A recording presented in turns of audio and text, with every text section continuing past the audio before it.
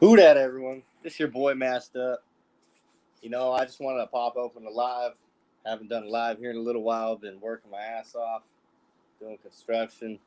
Anyways, I want to pop open a live and talk a little Saints football, guys. I put the link in the stream, in the chat, and I'll bring some people on. We can talk some Saints football.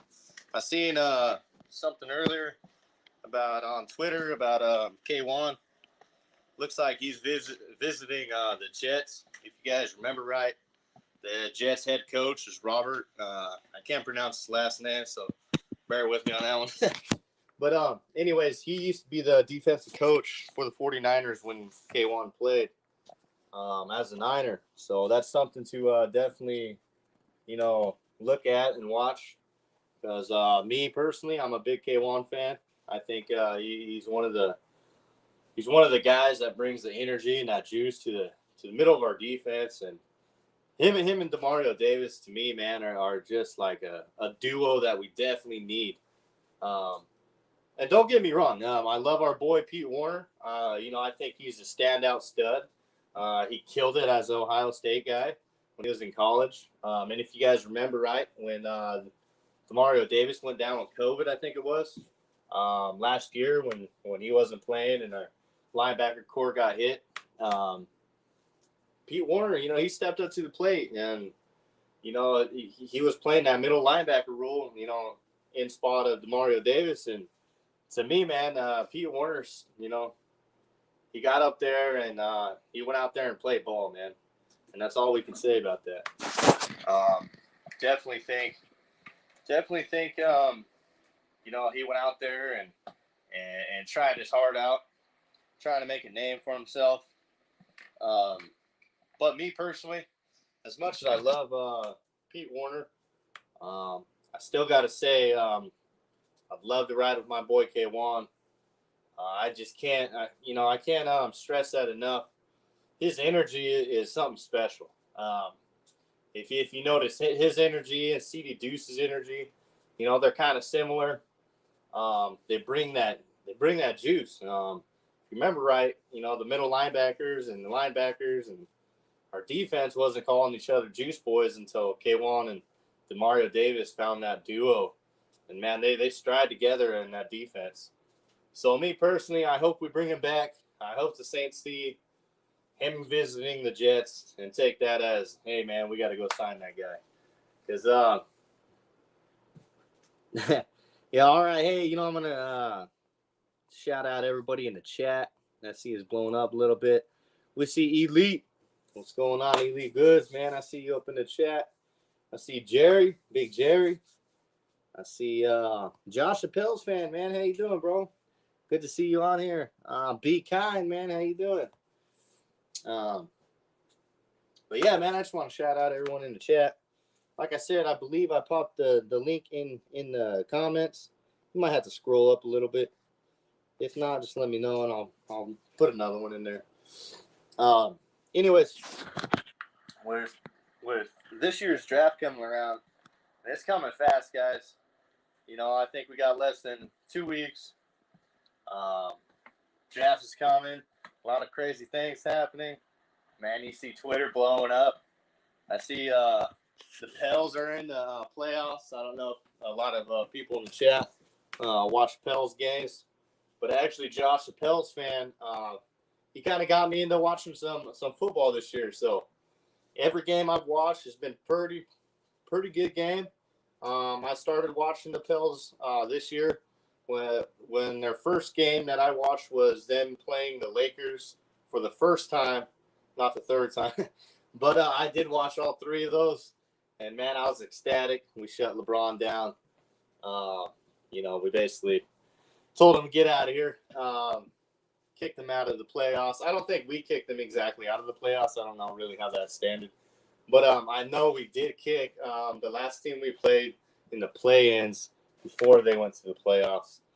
So, yeah, dude, I'm just going to be up here talking, a little Saints football, Pels basketball. It's just been a while since I've been live, guys. And, I kind of miss it. I kind of miss, jumping on the YouTube, and just going live. Life's been life's been kind of crazy. Construction's been just nuts. So definitely been working. But yeah, dude, excited to just pop open the line, just talk a little football. So, hey, man, don't be shy. Go ahead and join in. Hit the link on the top. And, yeah, dude, I'll start asking people some questions. And, we'll get this show on the road. The playoffs are more fun to watch without LeBron in it. Hey, you know what, Jerry? I'm going to totally agree with that.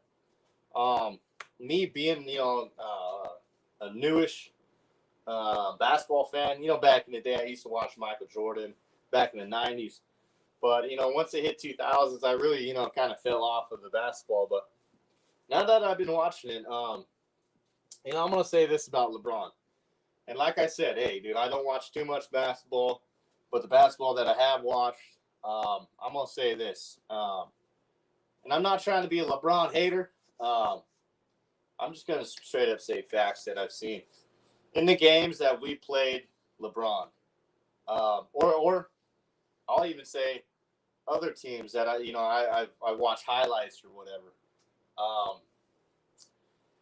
I'm gonna say this about LeBron, guys. I feel like this guy can be a really, really great superstar. What he lacks is not only characteristics, but I believe he lacks. How do you feel? The dude makes it all about himself, kind of like a Tom Brady, and he's a Tom Brady of the NBA. You know what I'm saying? Most hated, probably. One that cries the most. Stuff like that. And I feel every time we played LeBron, I just see how he just tries to get the refs to basically call a penalty, as much as he can, and then cries about it if they don't, call a penalty and he doesn't get a penalty shot. So to me, man, I really feel LeBron, and I'm new to watching basketball. Like I said, is like the crybaby of the NBA. Now, everybody in the comments, hey, if you watch basketball, tell me if I'm wrong, but hey, I'm just new to watching it. And that's what I see. I see LeBron is like the crybaby of the NFL. And to me, man, ain't nobody wants to see that. So I'm glad he's not in the playoffs. And I really think the Pels need to definitely do they definitely need to sit down with Zion. They need to get on the same page, because Zion's saying, hey, dude, I'm ready to go play basketball. He's in practice doing 360 dunks, and the Pels are saying he's not ready to play. He shouldn't play in the playoffs. Hey, this is the way I see it. He might have been out all regular season, but it's the playoffs now, guys. We should throw Zion in. If he's healthy and he feels in his heart like, hey, dude, I'm ready to go. Okay. Well, if you're ready to go, bro, you're doing 360 dunks in practice and shoot-arounds. All right, dude, hey. If you're going to let him play, let him play. And make sure you're, minimizing his time. You know what I'm saying? If you don't feel he's healthy enough, just play him for a little bit. You know what I'm saying? Just play him, don't play him like crazy, numbers, like the whole game or something. Or, just play him, little bits and parts of the game, even in big-time moments. That'll get him ready to, stride and make this run in the playoffs. And I think with Zion back in the rotation, him, B.I., and C.J. McCollum, those three guys are going to be huge, man. And then we can't forget about, not on Herb, you know what I'm saying? So Herb, man, he's really out there blocking passes, throwing up threes. So I got to give for the youngster. Dude's going out off the bench, trying to make a name for himself. And hey, man, it's like, since I started watching the Pels, guys, those are the guys that I see, like B.I. Hey, that guy should be like an MVP.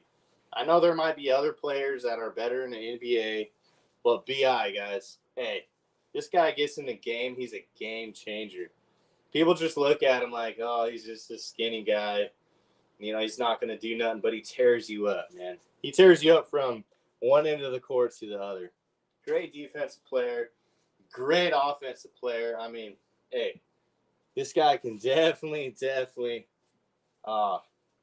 make the game really close. And he could definitely help if you're behind. You could definitely count on B.I. and C.J. McCollum to definitely, make that game closer than what it looked. You seen it last game, guys. We might have lost versus the Suns. But, hey, man, I think that opened our eyes a lot.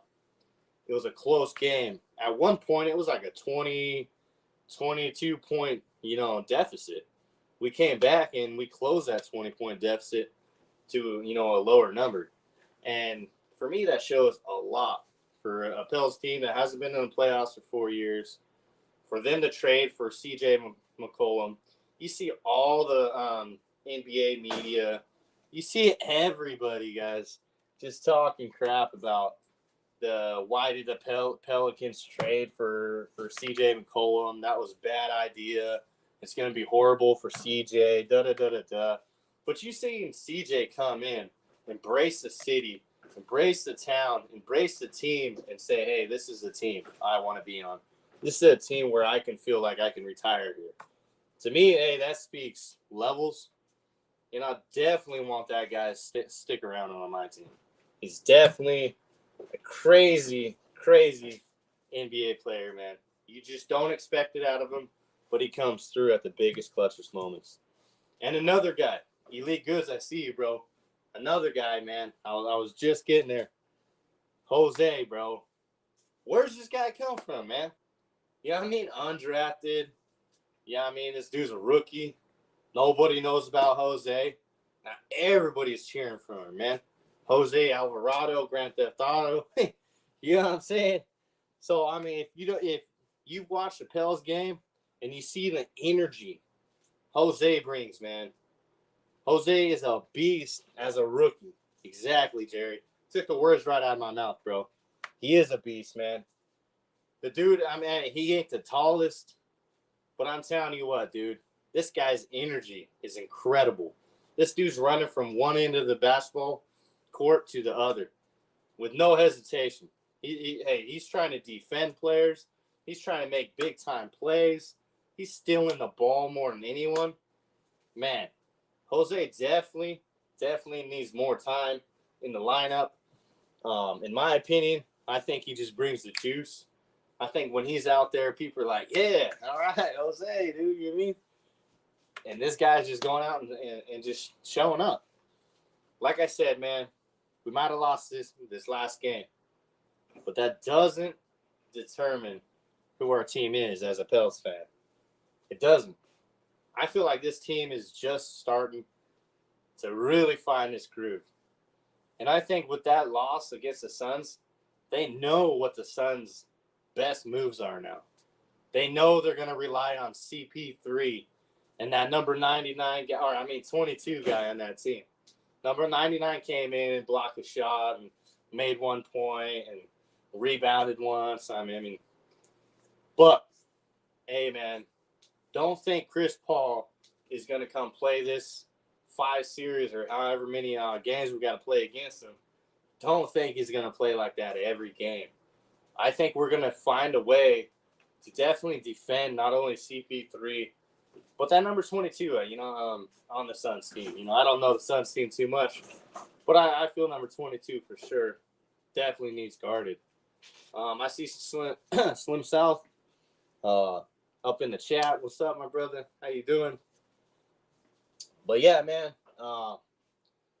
that's what I gotta say. I definitely got a lot of faith in this Pels team. I think it's a young team, and I think they're still developing, and I would love to see my boy Zion back in the lineup, man. I can't stress that enough. I've been talking to Josh, the Pels fan, about it for a minute now. Hey, dude, Josh, the Pels fan, knows. Hey, just like I do, man. All these people are going to write this narrative. They're going to write him off They're going to say, oh, he doesn't want to be in New Orleans. They're going to try all this stuff, guys. But in my opinion, it's going to be another Michael Thomas story, guys. Michael Thomas was unhealthy for a year, but he's coming back this year. And the reason I'm not trying to compare the two. I'm just trying to say, hey, I feel like Michael Thomas, his injury, everybody has just wrote him off.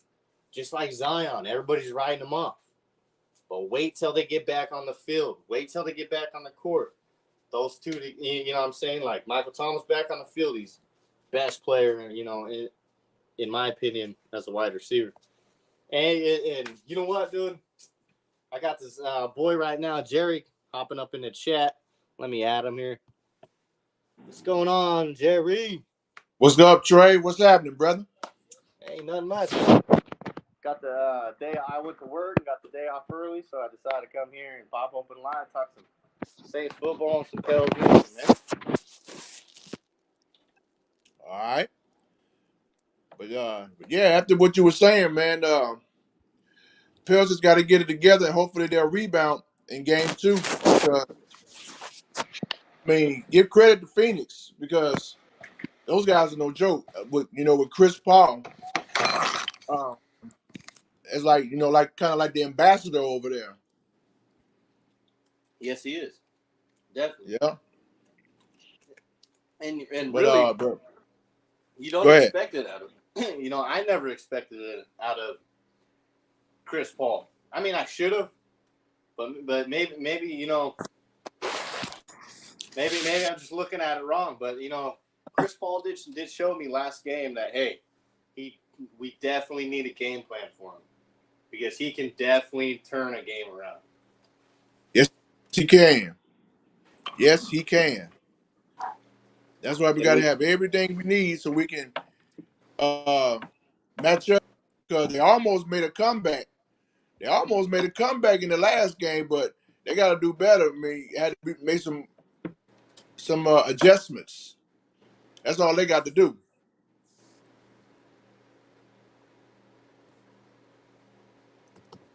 Yep. And yep. And yeah, that's definitely what we got to do, Jerry. We have to. But I want to pick up what you were saying earlier, Ben, and I did say it in the chat, but I want to go ahead and say it in person. It is more fun now that the playoffs are more fun to watch when LeBron is not in it. That makes it a lot more fun. You don't have to hear trying to get on the referee side to help him out. Right.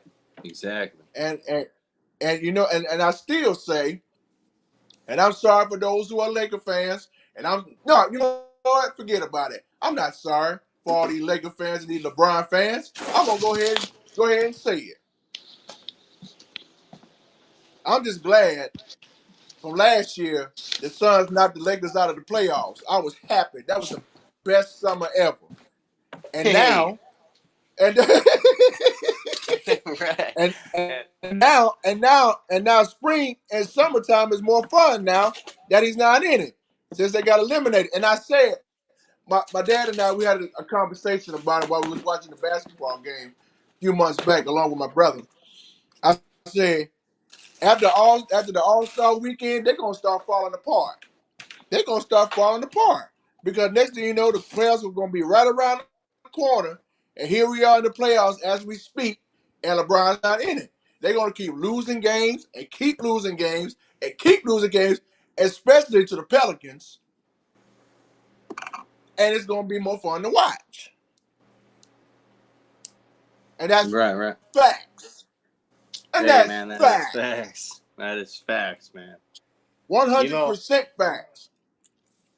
It is. And it's crazy. It's crazy to think that we have a player like LeBron, claiming to be the best at what he does and all this, which in my opinion he's not. And no. And if you look at the Lakers roster, guys, let's be honest with ourselves. You got LeBron, he's a great player, but he You know, he's too much about himself. And then you got Westbrook. and that's another thing about that. He just want to be the whole. He just want to be the whole team, just like Tom Brady. It ain't about them winning the Super Bowl. So go figure, because that's what LeBron trying to be. He trying to be like your boy Tom Brady, trying to be the whole damn team. Man, I'm telling you. And you know what? And you know what? My dad and my brother and I, we had a conversation about this on Christmas Day last year when we was watching Phoenix and Golden State. I said, he told me, he said, you gotta look at that. You gotta look at this Western Conference. You got these young kids out here around 20, like under 20 years old, around 25, up and down the court. And you got these old heads of the Los Angeles Lakers. You got LeBron, you got street clothes, which I'm talking about Anthony Davis. That's what we call. That's what Charles Barkley called street clothes. That's what Charles Barkley called Anthony Davis street clothes. He said, had a conversation about that. And Kenny Smith say, Charles, why you call Anthony Davis street clothes? Because every time you see him in the game, he wears street clothes on the bench. And that's what we named him ever since. Street clothes. Oh, street clothes. Hey man. That's Anthony Davis. Hey Disney. A day, 2 day. You got all these old heads over there. I mean, you got LeBron, you got Anthony, you got Westbrook over there, you got Carmelo over there, you got Ariza over there. I'm like, bruh. And you you look at Phoenix and New Orleans and who else? Dallas and Utah. You gotta look at these young bucks over here, man. I mean, go up and down the court, and your old ass gonna be worn the fuck out.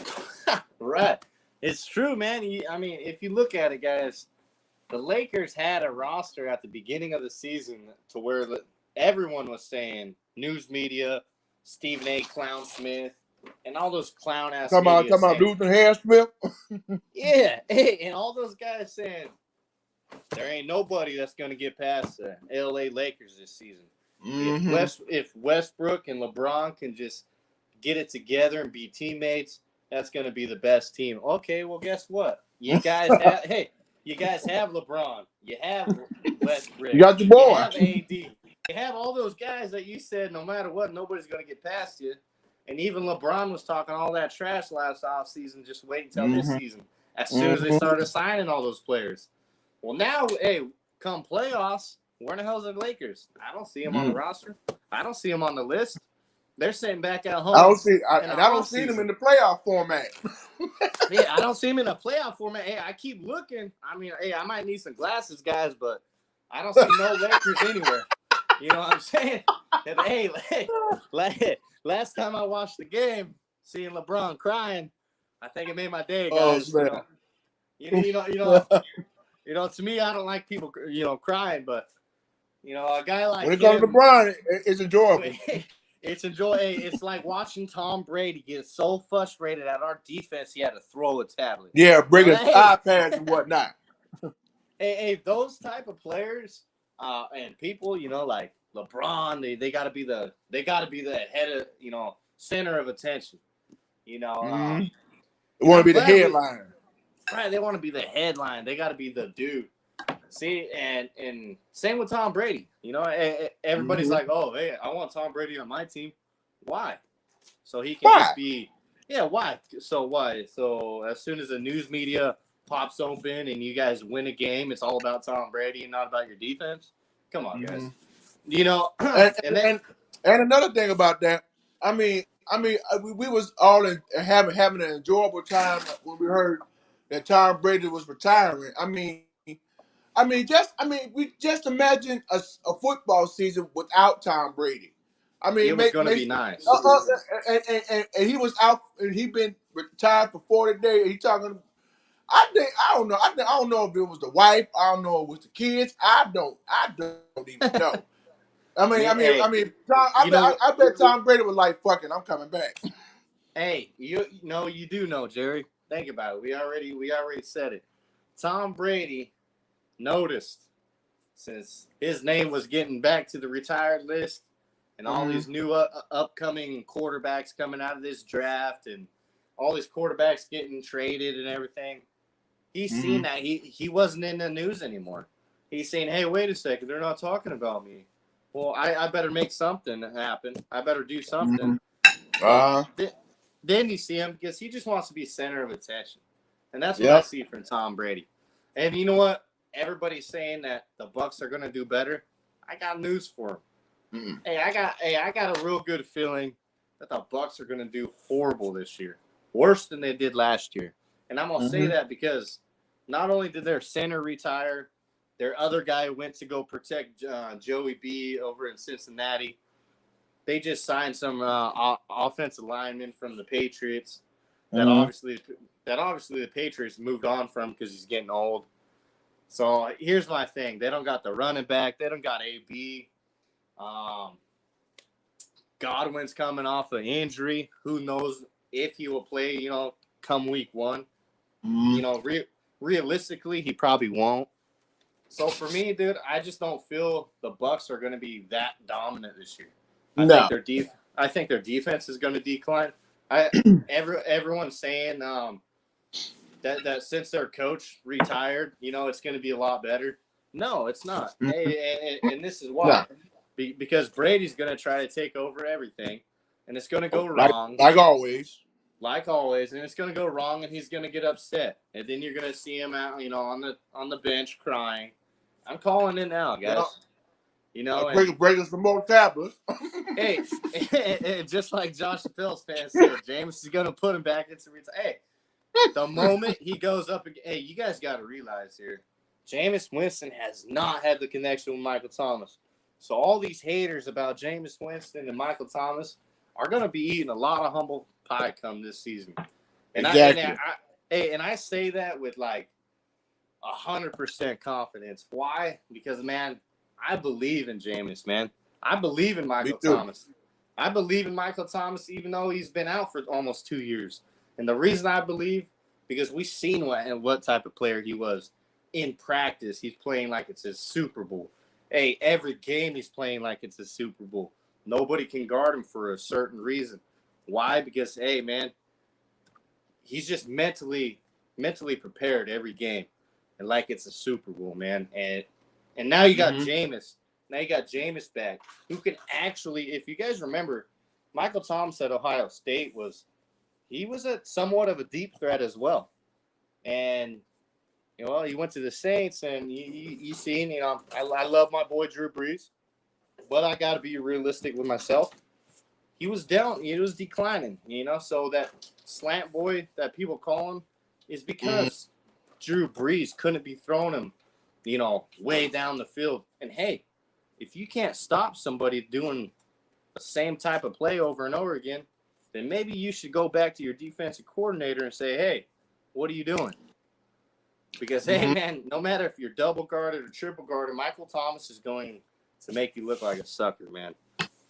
All he needs is you to slip up one time, and he's going to smoke you.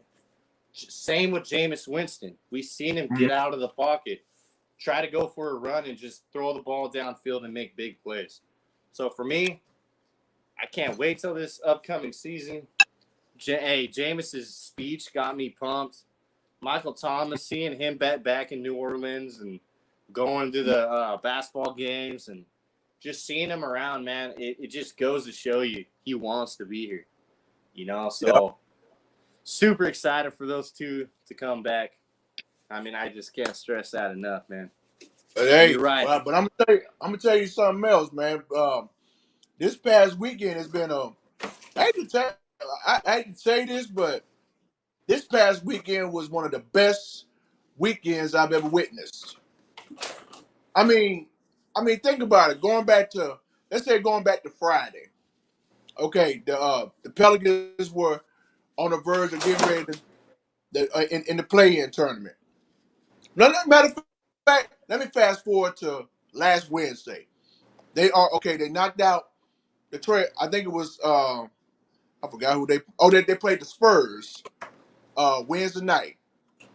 so they could be in the play-in, and they beat them. Go next to the Friday night, went to Los Angeles to face the Clippers, knocked them out the playoffs. Okay, and then the playoffs began on Saturday, which was opening, which was the opening, and then you have the debut of USFL football, which I'm looking at the replay right now, and then Sunday the playoffs continue, and you have some more USFL football, including the New Orleans Breakers, and they won their first game. 23-17, baby. Yep. And even though the play, I mean, to be honest with you, this is I told my father, I say, this is going to be a stacked weekend, and it was. Yeah, it was, man. It definitely was. And it continues today. And actually, that USFL or no, excuse me, FCF, which is fan controlled football. I seen Terrell Owens made a return. 48 years old, got to throw it out there. Made a touchdown. I mean, what? Hey, to see a 48-year-old, it's called a fan controlled league or fan controlled football. If you look it up on Twitter, Jerry, you'll see their page, and you'll see Terrell Owens in a uniform, and they're playing football, man. I mean, it's contact. It's just like USFL and stuff like that. But Terrell Owens at 48 years old going up and mossing somebody in the end zone tells you, hey, dude, that dude is still in shape. Now, that is impressive. Tom Brady at 48 years old, I'm not impressed. Wide receiver that gets hit and not cry about it to draw a flag, that's impressive. So for Terrell Owens, I give him nothing but respect. Elite Goods said it's fan-controlled football. So I got to get a man. I had to definitely I'm gonna check that out. There. Yeah, you got to definitely go check his touchdown catch out. He only had one in that game. I think that was his only catch. But that was their first game. They got 7 more to go. So I definitely want to tune in and see how Terrell Owens does for the fan-controlled football season. Check that out, bro. I'm gonna definitely check that out. And I just seen fan-controlled football. I'm gonna do that. Yeah, let's see if I could. Pull it up here. While you're pulling that up, shout out to everybody in the chat. I see, like I said, I see Elites in there, and I see B Kinds in there. Slim South, Josh Capel's fan. Shouts out to everybody in the chat, and whoever else that pop on. Shouts out to you. Let's see. But yeah, man, that was one of the best weekends I've witnessed, to be honest with you. Right. It was, man. It was definitely great to see. Let's see if I can pull up. And that's actually because I heard, like I said, I heard stories. Steps up, throws to the end zone, up for grabs. You heard stories about what? You there, Jerry? Yeah, I'm right here. Oh, what? I'm just hearing something in the background. That's all. Oh, my bad. Yeah, I was trying to pull that video up here. Oh, okay. Figure out how to show you. Terrell Owens, man. Let's see if I can do this. Okay, bam. Wait, no, right there. Okay, I see it now. Oops, gotta press play, huh? Oh, hold on just a second, Jerry. Throws to the end zone, up for grabs, hauled in. Terrell Owens, his first catch in fan-controlled football history and his first touchdown. Man, it'll come a little too late, but it's what that dude still got it. He just lost this guy. If I could get that in the replay where it's good on the screen. I mean, it's just Now maybe Wow. you get one here. There you Here's a go. first and 10 Watch on the the 11. Likely last play. Horton steps up, throws to the end zone, up for grabs. this Hauled monster in. guy, Terrell man. Owens, his first catch in fan-controlled football history and his first touchdown. See A Flo. little too late, but it's Hey, Aunt Flo out there, man. That's funny. Man, Flo a trip, man. Yeah, she a trip, man. I That mean, girl, the that girl is so much fun to watch, man. But I saw that she's touchdown funny. by Terrell Owens, man. I can't believe that. Right. And in the catch, man. I mean, man, that catch was pretty impressive at 48. Wow. But it looks like I seen some new updates for the Saints. Says Saints doing their homework on this quarterback class. Seems like they've spoken to Sam Howell, Kenny Pickett, Desmond Reader, and Malik Willis. Now they have, in addition, they're actually seeing Matt Corral is visiting the Saints today. So, yeah, New Orleans continues to do its homework on quarterbacks. But to me, I think it's a smoke screen. And the reason I say that is because Saints do have, not only do they have Jameis Winston, they have Andy Dalton, which has played in numerous different, I think, Cincinnati Bengals. I can't remember what other team he played for, but he played for Cowboys as well. He took over for Dak. I'm not saying he's going to be your quarterback by no means, but that just goes to show you we have 2 starting quarterbacks on our roster already, man. I see Michael in the building. He said, "How did he do that?" I said, "Hey, 48. He still look like he still got it."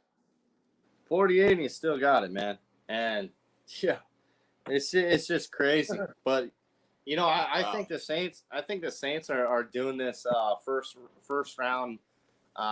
You know, looking at the quarterbacks, I think they're doing that, guys, as a smokescreen, because a lot of other teams like to go pick ahead of you to snag what other players that maybe their rival wants, like us.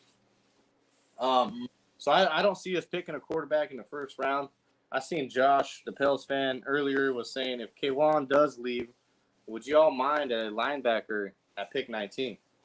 If we got a wide receiver at 19 and there's no other good wide receivers left or offensive line, I would like a linebacker. Hey, man, I mean, for me, Yeah. you know, hey, dude, for me, I would definitely want, well, like you said, if there are no other good wide receivers, then yeah, hey, go for it. But I really feel it's a deep class at wide receiver. I would like to see, me personally, I'm really high on a second rounder. Yeah, he's gonna fall to the second round. His name's George Pickens. I see his draft stock kind of rising.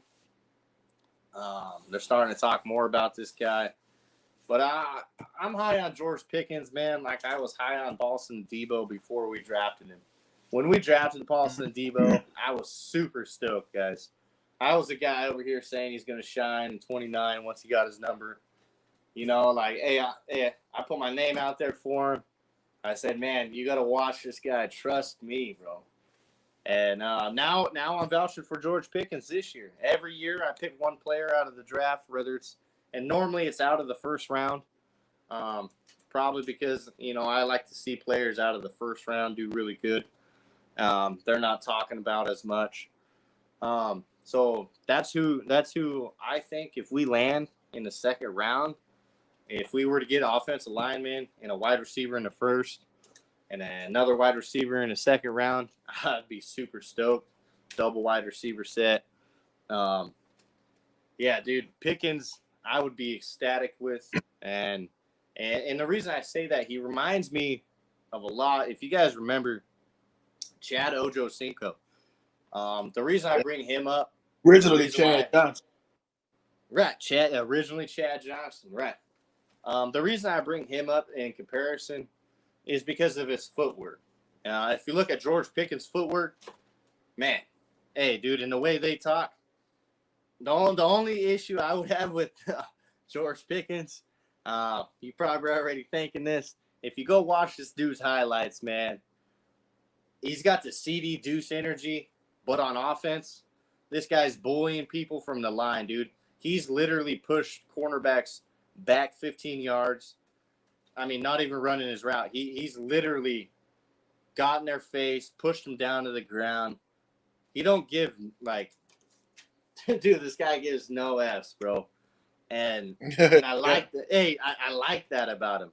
But like I said, the only issue would be I bet him and CD with their competitive and their mouthiness and the way those two play, they play similar, other than the positions they play, obviously. But I think they would be going at it at practice all the time. But hey, it would make an interesting practice. You know what I'm saying? Oh yeah. So that's why I'm really high on George Pickens. I think people are overlooking him because of his stats. His stats aren't that great, Jerry. He had an ACL in the midseason last year. Yeah. But when this kid's healthy, man, and you got to remember he wasn't even the number one wide receiver out there. But when he was out there, this guy was making huge plays, and he was a game changer. Me in the first round, I really want a Chris Olave. The reason I say Chris Olave is because him and Michael Thomas are good buddies. And I think that right there would not only make Michael Thomas happier, it just make Michael Thomas have this kid under his, take him under his wing. Those guys will be doing their workouts together, getting better together. You get Chris Olave working out with Michael Thomas, one of the, literally, in my opinion, the best wide receiver in the NFL.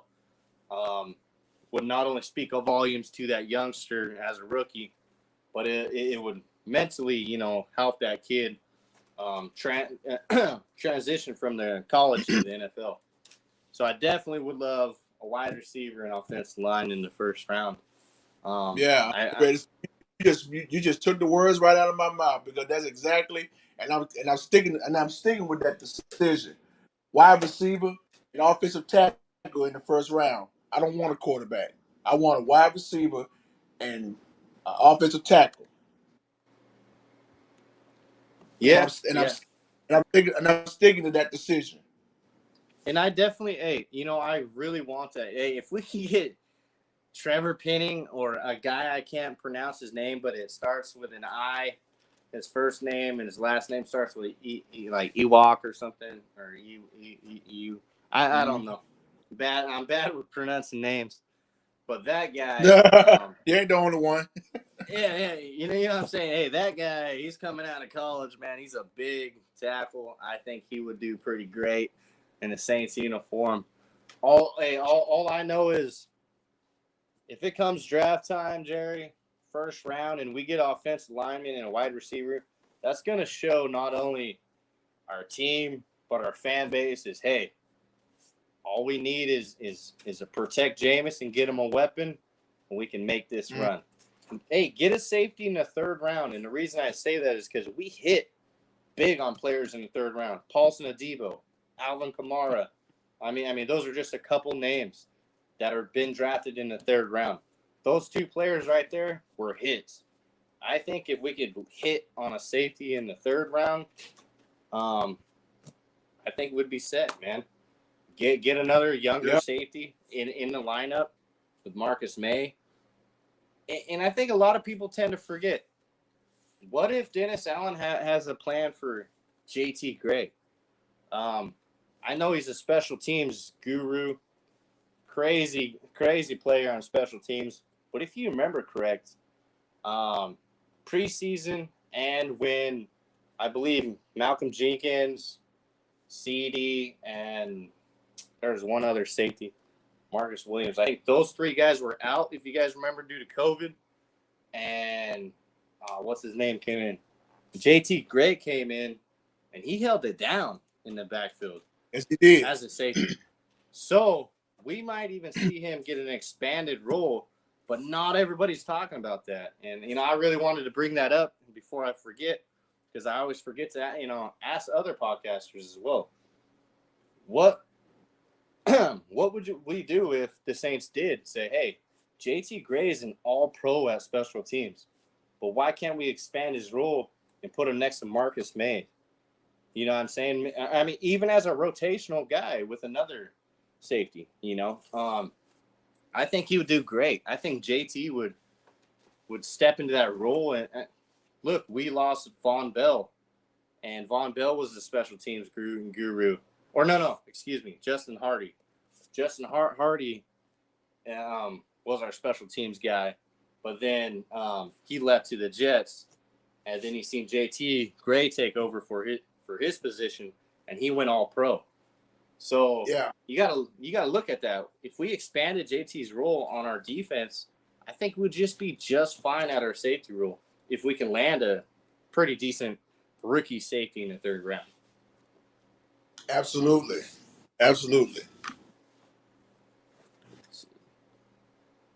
But yeah, I just want to come on here, man, just to chop it up with you, bro. I'm finna get ready to head out in a little bit. All right. And I see Michael just come in the building, so I'll let him take over. All right, I see him just hopping on too. How you doing, Michael? Hi, and I have one thing to say about the Pelicans thing.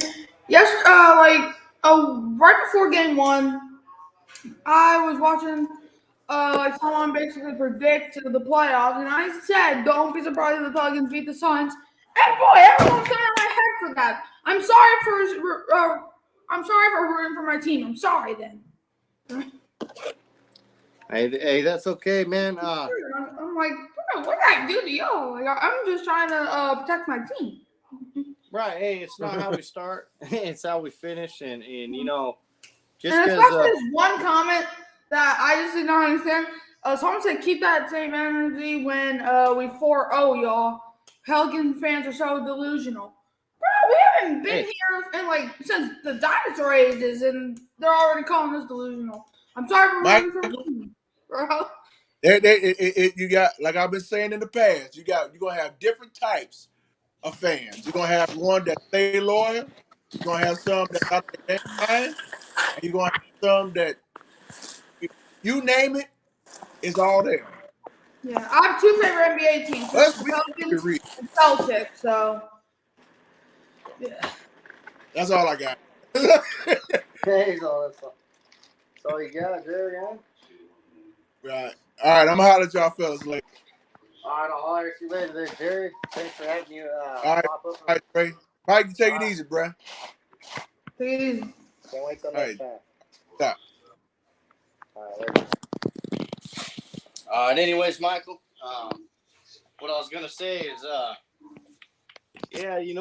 lot of people are gonna hate on our team, the Bells fans, whether it's on social media or whether it's literally, NBA media. Yeah, I just comment basically saying don't be surprised, and I had 18 comments of people just saying I will be surprised. Don't be surprised. Like, bro, I didn't even trash talk the Suns. I just said don't be surprised. And all these Sun fans kept on coming out my head. I did not say that we were going to beat the Suns. I said don't be surprised if we beat the Suns or make it a close series. And yet everyone was like, what you talking about? What are you gonna roll you on? I'm like, bruh, I'm sorry for being a Pelican fan. I'm sorry, bro. Yeah, I guarantee the Suns, if we were the number 1 seed and the Suns were the 8th seed, they would be saying the same thing. But that's just how it rolls. But hey, all we can do is just kick back and wait and watch what happens. And I really feel the Pelicans, I really feel, as much as I hate to say it, I feel like this loss really helped them in a way. It helped them in a way of, hey, Chris Paul cannot be overlooked. We overlooked him. We overlooked him in that game. I overlooked him. Look, so in game 1, however, it was nothing short of a miracle for the Pelicans because all season long, C.J. McCollum hit threes. And in that game, he was struggling. Brandon Ingram was struggling. Herbert Jones was struggling. Our defense was struggling. Our offense was struggling. And then when we cut the lead down to, I believe, 6 or 7, when it was time to take over, we were taking over. But then when it was time to hit a shot, brick. But everything's about the only guy on the Suns I was rooting for was Chris Paul. So every time Chris Paul did score, though, I was honestly happy in a way because I just really like Chris Paul because I know everyone's giving him hate because every single time that he goes to a team, they're up 2-0 in like championship or a playoff run or something, and then they end up blowing the lead, and they are saying it's the Chris Paul curse. When really, like, you can't blame it all on Chris Paul. Like, they're up 2-0. No, it takes a team. Yeah, it's a team effort. Like I know some people can blame one player if they make a stupid mistake. Sometimes that's just what happens, but this is the life of the NBA and the NFL or whatever league we're talking about. It takes a team. It's not just one player. Exactly. Yes, one player like can they're make a gonna be mistake, but it takes a obviously whole there's team. gonna be one player that might cost you, but at the same time, like if it's a team effort, like it's not called the Phoenix Chris Paul. It's not called that. It's called the Phoenix Suns. So everyone on the Suns is the reason. Every teammate around Chris Paul is also a part of the reason. So you can't just blame it on one player. But yeah, that's what I got into basketball. But now the Saints, however, let's go on the Saints. I won't be surprised if they draft somebody like Nakobe Dean in the 3rd round and like put him on the line or something, just like the Cowboys did with Micah Parsons, where they put him as a linebacker. I won't be surprised if Nakobe Dean plays defensive line for us if we draft him. I don't see us getting a. Wait. Are you still talking about the Bills? Nah, that's basically all I have for the Pelicans. So. Oh, I thought you were talking defensive players for this year's draft. Me personally, I think our defensive line, as much as people are stressing on it, they tend to forget about Kentavious Street. Yep. He's a solid guy. Not only him, but we got Taco Charlton. Yeah. Who's and also Paulson Adebo. I was really happy that we drafted him too. So. Right, hold on, but no, not only do we have him. Like if you look at how stacked right now our D line is, and not everybody's really paying attention to that. We have a lot. Why? Because a lot of them are labeled as defensive ends. Kentavious Street is labeled as a defensive end when he played defensive lineman for the 49ers. If you remember right, he was the one that came up the middle. He didn't come from the outside. Mm-hmm. So when he went after Drew Brees, he went up the middle and broke his ribs. But. Not only him, but that Johnson guy we got from the Texans. That guy's he's also another guy that's played interior. Taco Charlton, another guy that's played defensive end, but yet he's played interior. Yeah. Not to mention, we already have David Onyemata. We already have Shai Tuttle, so we already have beasts of defensive ends in mind. So. Yeah, and people forget Peyton Turner. Yes, him too. We haven't even got to see his ability except for we haven't seen his full potential yet. No, like if we have him with a great situation when he's healthy, when he came out of college, nobody. And I'm not gonna lie, I was not thrilled when we drafted him. I just really wanted a receiver there because if we drafted maybe a guy like Rondale Moore, this receiving core could have been better than it was. You know, having Callaway at number 1. Because if you're Marcus Callaway, this is a weird position for you because he was not even supposed to be in the position. Because Callaway, he went from a player that no one even heard of to a guy that was just for depth in his rookie year to 1 year later having to deal with these awesome corners. That's just not something that happens overnight. You just don't get looked at as a number 1 receiver. So no, and we still have Capassington, and we still have Carl Granderson. Yep. There's also somebody that people don't recognize. He can make plays as well. Okay, and you guys got to realize Capassington, Carl Granderson, and Peyton Turner have all 3 played as a defensive interior. not only in college but in the NFL. Peyton Turner, we seen him in before preseason, in OTAs in the offseason, before he was like officially hurt and he couldn't come back. This kid was actually dominating in practice. This kid was going up and he was actually alongside Davenport. Can you imagine next year or come this season, you have Davenport, Peyton Turner, you have David Adimata, Cam Jordan. You have those 4 guys with a NASCAR package with Peyton Turner and Davenport going together on one side. You cannot tell me that's not going to be a recipe for success. Yeah, like whoever says that's not a recipe for success, healthy. I really question what you've been doing because Cameron Jordan last year, the first half of the season, yes, I can admit he was struggling. He didn't have his first sack of the season since like week 7 against Seattle. But ever since then, he's been thriving, and then he was able to get his 100th sack against the Tampa Bay Buccaneers. So that was pretty awesome. Right. And if you remember right, last year, when they did that, I call it the NASCAR package, and other people do too. When they have Cameron Jordan and Davenport on the same side, they have Carl Granderson or Capacington on the other side, and they rush Cam Jordan and Davenport on that left side. Every time they have played that play, it has been success. They have either sacked the quarterback or made the quarterback throw an interception or throw it incomplete. So for me, that needs to be a part of the playbook a lot more if Peyton Turner is going to be staying healthy. If Capacington can stay healthy. Our D-line is definitely one of the most, in my opinion, one of the most stacked positions on our team. It is. We had like a top 5 run defense last year, and like we barely gave up any. Like we hardly gave up any rushing touchdowns. Like that Eagles game when even though we lost by a pretty good amount, the like first couple of quarters, when the Eagles were in their own 5.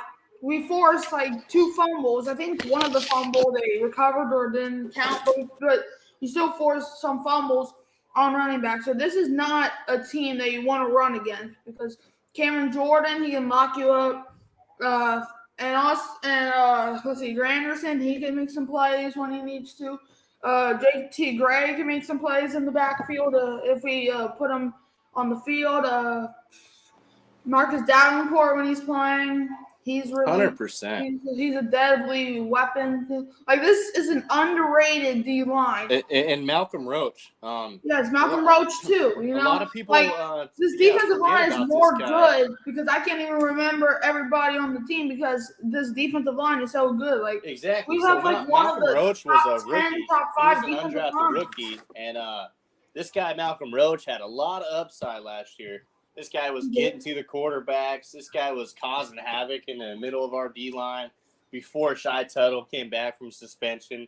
Malcolm Roach was the dude. Shy Tuttle was trying to show something, but Malcolm Roach like outplayed him in every aspect of the game. And for me, we might even see Street over Shy Tuttle, and I think that is very possible. I think what is very possible, Malcolm Roach over Shy Tuttle. And I say that because Shy Tuttle didn't really hit his stride. I mean, he did have that huge play against Matt Ryan and a couple other good plays, but he hasn't been consistent, and that's what we need. And we definitely need that. If our D-line can stay healthy, and I'm talking everybody, even Malcolm Roach, if we could stay healthy, our D-line is so scary that I don't see a lot of teams running on us, let alone going for a pass play, because you got to know if a defense can shut down an offense all game long, it's going to set your offense up for success. With Jameis Winston behind as our quarterback number 1, with Michael Thomas returning, to me, Michael Thomas makes that whole wide receiver room that much better just because he is our number 1. Everybody knows that. When he is on the field, he's getting looked at more than other guys, giving other people opportunities. And I just can't wait to see that. For me, man, Michael Thomas is my favorite wide receiver, and I'm gonna say that forever. And he literally took the reins away from Michael Thomas took the reins literally away from Brandon Cooks. If you remember, Brandon Cooks was crying, like, hey, if they pass me the ball, we might get a touchdown or something. He was getting so frustrated because Michael Thomas was getting all the looks and he wasn't. But hey, man. Michael Thomas, he's like, for those people that keep on calling him the slam boy, bro, that's because Drew Brees is not a cannon. But yeah, Michael Thomas, he's a great receiver. Yeah, if you go look up his highlights, it's not all slants. Exactly. That's what I was saying too. Because Michael Thomas, they're just saying the only reason that the only reason that he had those stats and broke those records is because he had Drew Brees throwing him the ball. And he was just running the easiest route in the book. Bro, the only reason he broke those records is because he's the best receiver. He's like a top, like when he's playing, he's like a top 3, top 5 receiver in the league. He's not this guy that just runs one route. The only reason he did that is because Drew Brees didn't have a cannon. I guarantee you, if Michael Thomas came in the league like 10 years ago when Drew Brees still had a cannon, Michael Thomas is running deep every play. 100%. Now we have Jameis Winston, who can throw the ball downfield, who can make a wide receiver a deep threat. So not only do we have Galloway, that back in Tennessee in college days, he was a deep threat. We have Harris, that was back in his college days, a deep threat. Michael Thomas, yet again, another Ohio State guy that was a deep threat. So always running up. Hey, 420, how you doing, man? Good to see you in the chat. Go ahead and hit the like, subscribe button if you like my channel, man. There's a link if you want to come talk some football. Anyways, so yeah, dude, a lot of people are going to doubt our wide receiver core. And let them doubt it. Let them doubt it. Yeah, exactly. Those are the same people. I've been saying this for the past week and maybe even the past month or so. I've been saying this for a while. Right. Those same people that are doubting us are also going to be the people that look stupid when we're winning the Super Bowl. Right. Here's the facts, guys. Here's the facts. You guys got to think. So going into last year, we had our number one guy, Michael Thomas. He might have came back. That was the thing going into week 1. Yes. He'll be back come, week 5, week 8, whatever. Yes. And then we had Tre'Quan Smith that was supposed to be our number 1. But if you remember, he got hurt with his ankle. Galloway stepped up, been our number 1 guy. What people tend to forget about Galloway is he's a badass wide receiver. The only bad thing about last year was we had no O-line. We had no quarterback that was a steady quarterback, after Jameis Winston got hurt, of course. So with that being said, Galloway had to go through 3 quarterbacks last year. He had to go up against the number 1 cornerback like Jalen Ramsey's and Stephon Gilmore's and people like that, dude. Trayvon White's. He had to go up against number 1 cornerbacks. People tend to forget. Now, going into this year, guess what? Michael Thomas comes back. Tre'Quan Smith comes back healthy. Yes, it puts Callaway in a better situation. Puts Callaway in a way better situation. He was still being productive. He was still being somewhat productive. Almost had a 1,000-yard season. So with that being said, now you have Michael Thomas coming back. Tre'Quan Smith, we're probably going to draft a wide receiver in the first round. So if we don't, then this front office needs to all be fired. Definitely. So I'm just going to say if we do draft like a Chris Olave or a Jameson Williams or one of these top name wide receivers coming out of this year's draft. Either the first or second round, we better draft a receiver. 100%. We don't have to draft a receiver in the first round, but at least the second round. Right. So anyways, if we do get a big name wide receiver coming out of this year's draft, this is what I want. If we do get a big time wide receiver that can be our number 2, you're going to see a lot of productive out of Galloway, a lot of productive out of Harris. And the reason I say that is because now Dennis Allen, he's going to be our head coach. He's going to see, hey, we're going to need something we did not have last year, and that was rotation at the wide receiver room. And the reason I say that is because, hey, if you remember the year we had Michael Thomas, Ted Ginn, Emmanuel Sanders, we had all those guys. Yeah, I remember those. Plus, we still had Traquan Smith. We still had Harris, and we still had Galloway.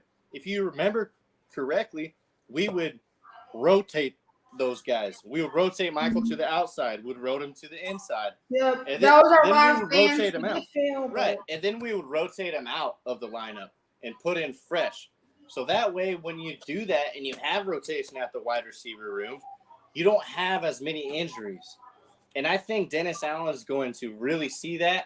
And I will not be surprised if we go wide receiver 2 times in this year's draft. Mm-hmm. And I feel like if we don't go a receiver, like at least get at least 1 or 2 receivers to help Michael Thomas, because he can't do everything. Like he can't guard Mike, but at the same time, like they're gonna be like triple teaming him or at least double teaming him all game long. So we gotta get him some help. Just like with the Packers when they were trying to get Devontae Adams some help. Did they fail? Heck yeah. But it's one of those situations. The Chiefs, they were able to get Tyreek Hill some help with McCole Hardman, but they just traded him away.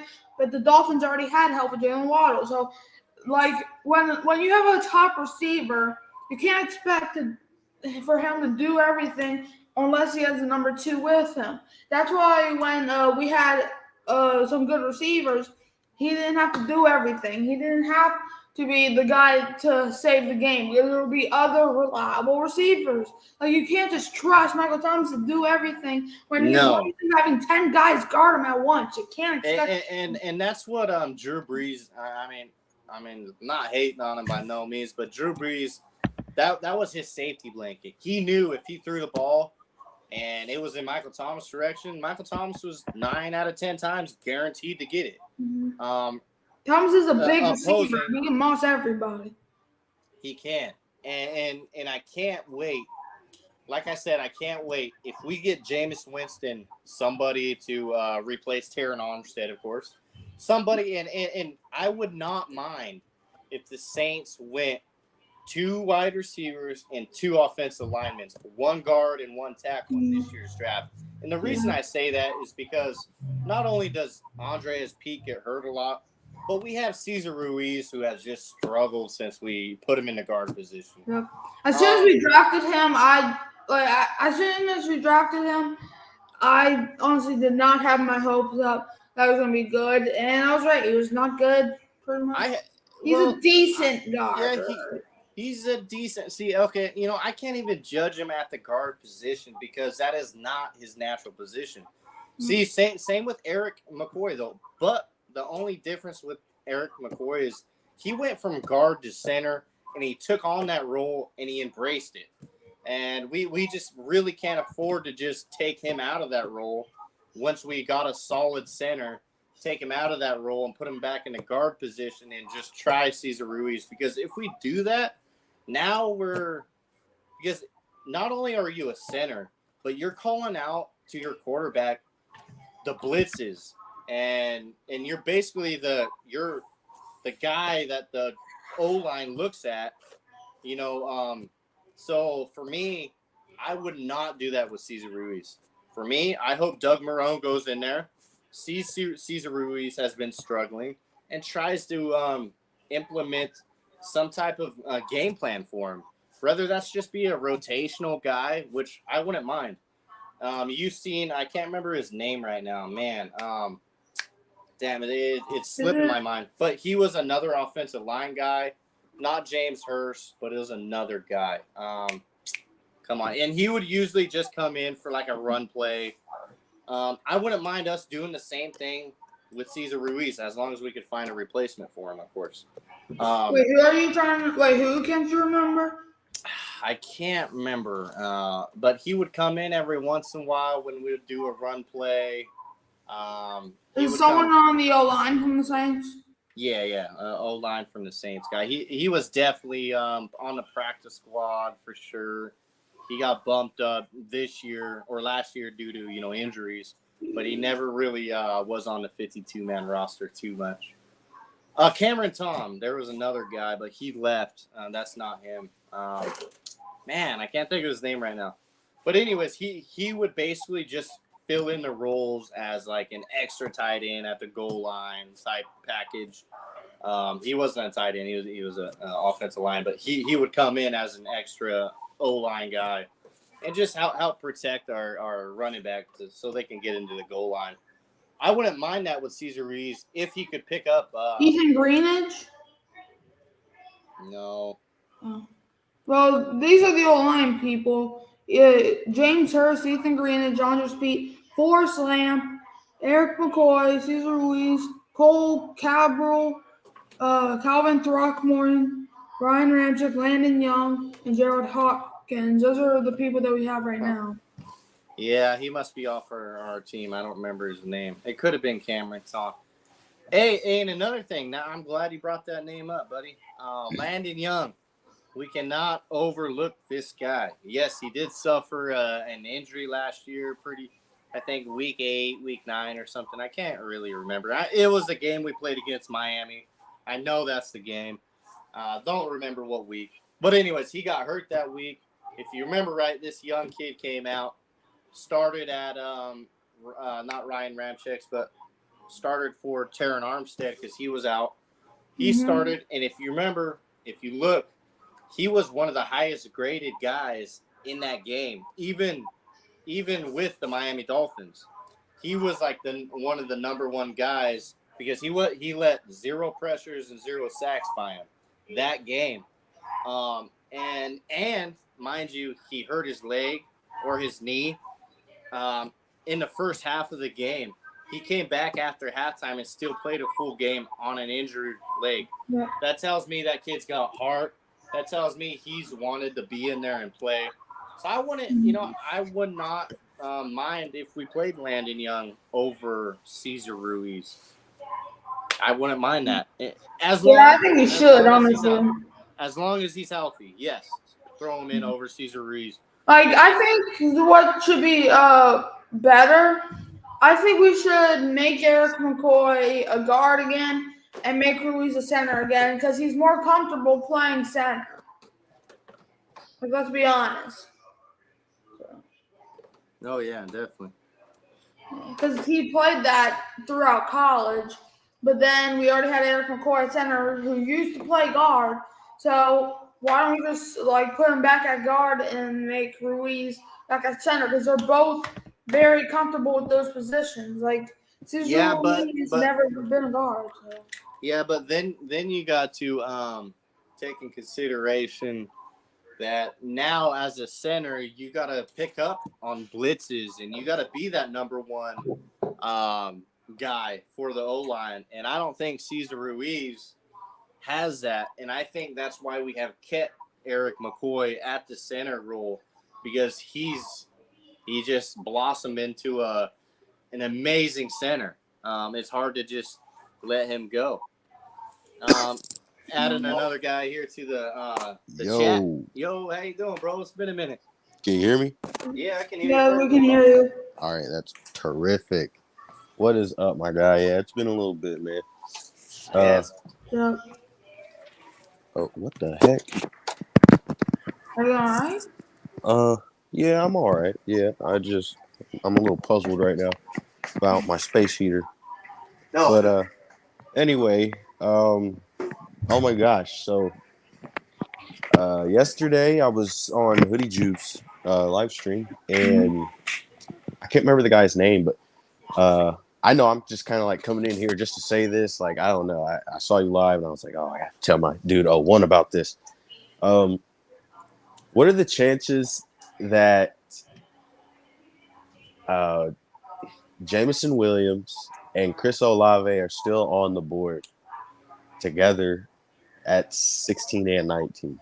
Probably it was very small. Well, maybe Jameson Williams, but Chris Olave, everyone wants him.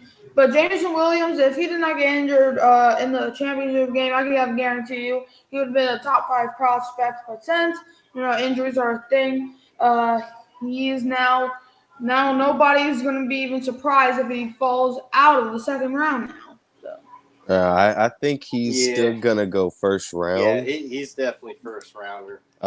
So here's what this guy was saying, right? He said, all right, so if no one takes Jameson Williams, which there are other people with different needs, so there are also a whole lot of other good wide receivers in the draft.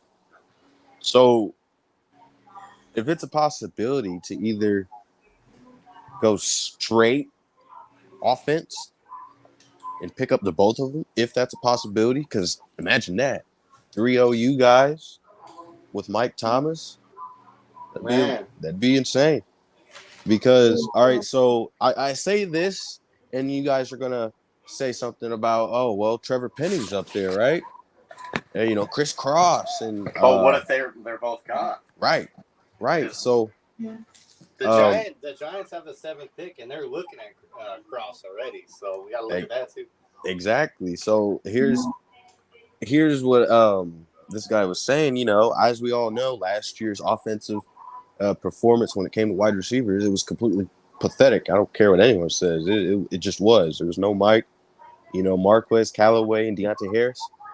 They're good wide receivers, but when you have the injuries in the quarterback room, and you have to adjust yourself to having 3 different quarterbacks throw at you, they all throw different. They all have different tendencies, so it was just a big mess. You give Jameis Winston a healthy Mike Thomas and if possible, both those wide receivers. I don't really see what other people would complain about. But here's another thing this guy was saying, which I totally didn't agree with. He said that the Saints don't have any speedsters, which I don't believe that at all. You got Harris or Hardy. Exactly. Number one. That's exactly what I said, and he just blocked me out. No matter what I said, he just didn't hear it. He said, "Oh well, people try to say that Harris, they try to compare him to Tyreek Hill, and I would say that's a pretty good comparison. They're both extremely fast. I feel like when Deontay Harris is on the field, he's the fastest guy there. And Hardy has better hands than Tyreek Hill as well. I've seen Hardy. He can catch in traffic, but I've seen Hardy catch passes that Tyreek Hill has dropped. Hey, 01. So, do you know just how tall Tyreek Hill is? No, I think he's like 5'7". Yeah, he's a short dude. Because I know Deontay Harris is short. Yeah, he's shorter. That is the only thing that could become a quote unquote problem. But think about it. The Saints have worked with many smaller receivers. I mean, Lance Moore, Darren Sproles, so obviously they have the system to make it work. He was trying to say Deontay Hardy was not a deep threat. He is. I was blown back by that. Have you seen the Washington game? I was like, dude, are you serious? 89 yards. You don't let Deontay Hardy hit a crossing out in the middle of the field, or he's torching every safety out there. I'm telling you, don't do that. I don't know. He was spitting some nonsense right there. Yeah. That's nonsense. Hey, bro, I know who you're talking about. And, hey, sometimes he gets a little carried away with the nonsense, and he's one of those guys that thinks he's right all the time, but needs to acknowledge that, hey, dude, sometimes other people's opinions, not only yours, right? Hey, I'm not always right about my team, bro. Right? It's more of a take, it's a take. It's a hot take, bro. Right. Yeah. And for me, like, hey, we've seen what Deontay Hardy can do with no O-line, with no quarterback. And we've seen what this guy can do up against the number 2 guys on the cornerbacks. This guy, Deontay Harris, with Michael Thomas coming back, with Galloway coming, Traquan Smith coming back, the connection him and Jameis Winston have. People tend to forget that. Yeah. Okay, now you don't have a connection with Michael Thomas and Winston, but that's going to develop over this year. Oh.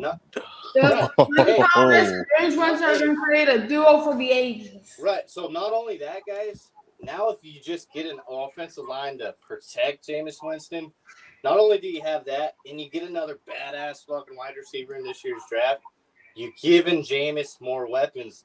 Not only for Jameis, but for the wide receiver room. Now, hey, let's just say we did draft a Chris Olave, right? And a Trevor Penning. Let's just say we did that. Or a Jamison Williams. Okay, now you just plug and play in one of these wide receivers. That O-line's coming in to protect his quarterback. Now, guess what, guys? Now you got Dante Harris, who can be a rotational inside the slot. Now you can use him not as a number 2 guy. Now you can use him as whatever you want, a rotational guy. He'd be scary in the slot. Exactly, bro. He'd be super scary in the slot. Why? Because when Michael Thomas is out on the field, they're going to double guard him. They're not going to double guard some dude that's 5'6" that has speed. They're going to put a safety on him. And they're going to put a safety over the top on him, so they try not to smoke him. But they tend to forget this guy can catch a 10, 15-yarder, 20-yarder, and then smoke you for another 30 yards. So, me on Dante Hardy, dude, just wait, guys. Wait. Yes, last year it was horrible, guys. It was horrible. So all we have are bad takes from last year. Bad taste in our mouth from our wide receiver core last year. But guess what? Galloway was going up against the number 1 cornerbacks, and he still almost got 1,000 yards. Yeah, and he showed out this season for sure. Out. And that, to me, speaks volumes, bro. Like, you got this guy over here that's, like, saying Hardy's not a deep threat. But how? You know what I'm saying? Like this guy had made his name coming in undrafted, guys. You know what I'm saying? He came in undrafted, never heard of him, come from Assumption College, and even his old college mates were like, dude, every time a punt goes on, we just expect this guy to run it back. You watch that guy, yep. Right, so if he can run back a punt or a kickoff, that tells you this guy has speed. He's a speed demon. So if we can use him with Michael Thomas on the field, we can use him more as a Tyreek Hill type rule, like people, try to say. I think he's going to stride more. And the reason I say that is because we have Michael Thomas. That takes pretty much 2 defensive players to, watch him, to guard him. And it still doesn't work. You got to have a safety over the top and a cornerback on Michael Thomas. And you see that every game. So guess what? That leaves that safety off of another wide receiver, whether that's Galloway, Olave, Williams, Hardy. Like Hardy in the slot, people don't realize how huge that's going to be. And another thing what this guy was saying, he was dude. You know what? Go ahead with your take. What you were saying. If I think of it, I'll let you know. Oh no, I was just saying, I'm just excited to see because people just yes. Don't get me wrong, our wide receiver core was horrible last year, guys. Horrible. But hey, dude, where does it start? It starts at our O-line. If our O-line's not doing good, our wide receivers aren't going to do good. Our running backs aren't going to do good. Our quarterback especially is not going to do good. So as long as we get Jameis Winston some protection, I think we have enough weapons. But I'm so super excited for the draft because that just gives us that much more weapons. And I just can't wait to see who we pick, man. So he was going on about he tried comparing the wide receiver room from last year to Kansas City's. I was like, well, that's not even like a fair comparison. Everyone in a Kansas City uniform runs a 4.2, like or a 4, like even Hartman. Yeah, Hartman, Watkins, and everyone, even Travis Kelce probably can't. Like everyone on that team is exceptionally fast. You can't compare, and can get open. Right. You can't compare Sammy Watkins to Marquez Callaway. For one, they're just 2 different players. And the fact that they have one of the best quarterbacks throwing them the ball. Facts. With a good O-line. Yeah. And, last year that wasn't the case for the Saints. No. Our gunslinger got he got injured. So I don't know. That guy, he was I don't know. He started off spitting knowledge, and then like it just went down the drain because uh he I don't know. He alluded to saying that the Saints, their offensive playbook was limited, and I was like, oh, it was limited because Drew Brees' arm was limited. He couldn't throw anymore. Like, let's see, maybe around 2015, he just lost his arm. You know, Yep. he couldn't throw anymore. That's true. And that's why, you know, the playbook changed. You know, he was, you know, throwing shorter passes. He was more That focused dink on and dunk completion. playbook. Yes. And I feel like that's what, you know, Saints fans are used to seeing. Right. And they're not ready for Jameis Winston. I don't know. That guy, his take was just, it was all over the place. But I did like what he said when he said we could draft 2 receivers. I feel like if we do get 2 receivers, Oh man. you know, that I can see a rotation in the wide receiver room. That's something the Saints haven't really had. Exactly. And we didn't have that last year. We haven't had it since Emmanuel Sanders and Michael Thomas and Ted Ginn, you know, back then. Yeah, we haven't had rotationals. It's just, you know, the same 4, you know, exactly, same bro. 4 receivers go out there and try to make it happen. That's just not how the NFL works. No, it's not. And it's like, we're going to see, dude. We're definitely going to see.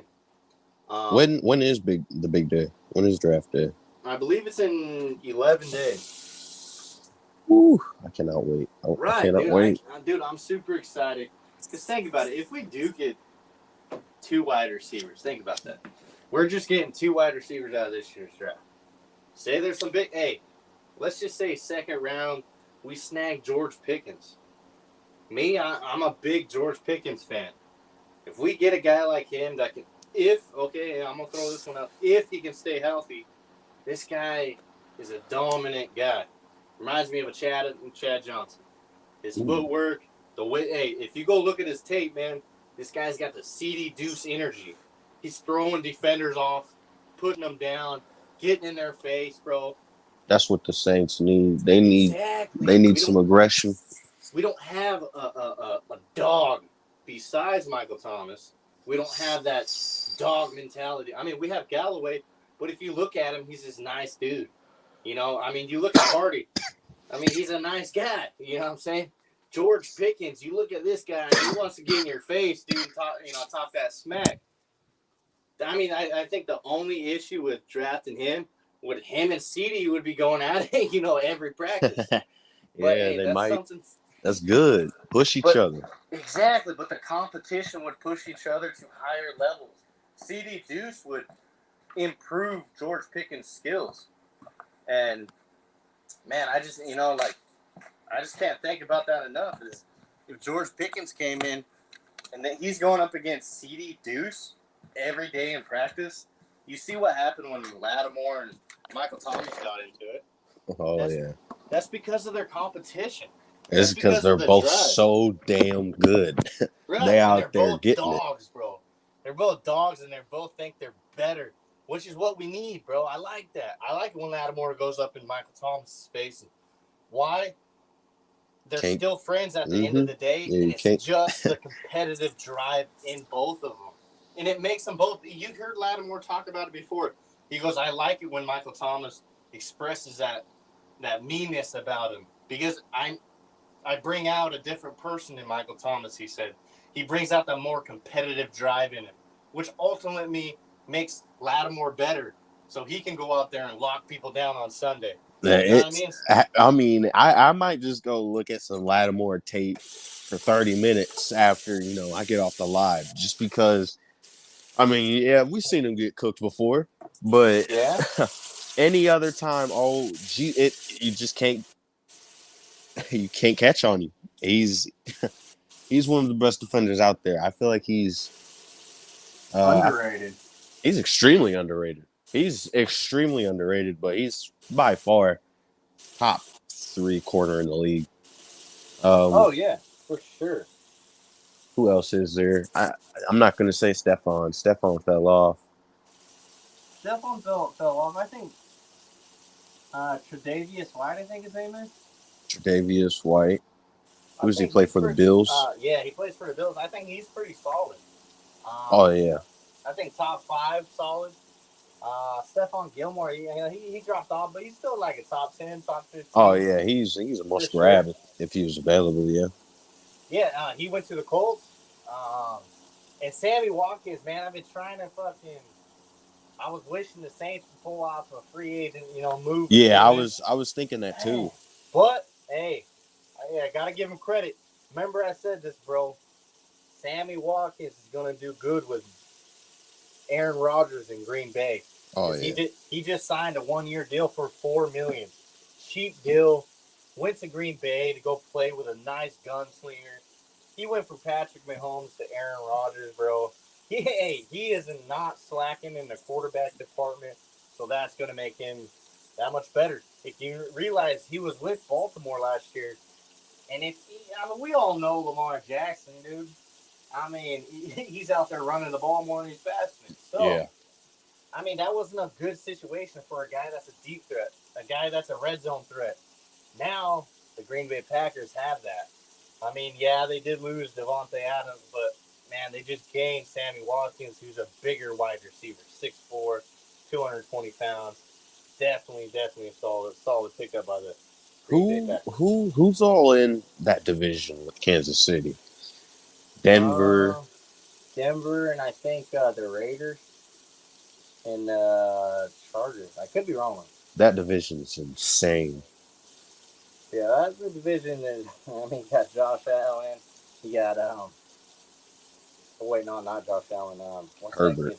Herbert. Yeah, hey, dude, Herbert is. He's gonna be a star. Man, he's gonna be a star. Dude, every time I see him on the field, I see Tom Brady. Just from the way he just is, the way he moves, the way he's built. He's a big ass dude, and I see it. I see it. He doesn't play like him.